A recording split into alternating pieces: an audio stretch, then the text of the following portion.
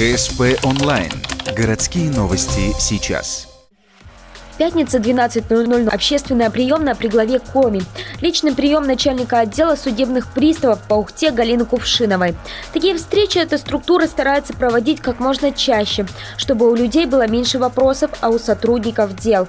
Теперь у них 70 тысяч судебных производств. Чаще всего на личных приемах спрашивают, как то или иное дело продвигается. Чаще всего приходят с вопросом о неполучении денежных средств и по факту неисполнения должником требований решения суда. Зачастую интересуют меры, которые принимают судебные приставы-исполнители в отношении должника, эффективны ли они, в полном ли объеме они приняты, какие меры возможно еще применить в отношении должников. Последние несколько лет судприставы в целом очень изменили свою работу.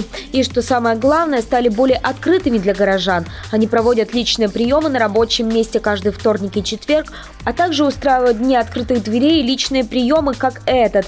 Правда, метод с каждым разом теряет свою актуальность. Вот и сегодня на прием пришел только один человек. Все потому, что почти всю информацию можно найти в интернете, в так называемой онлайн-приемной, просто зарегистрировавшись на портале госуслуги.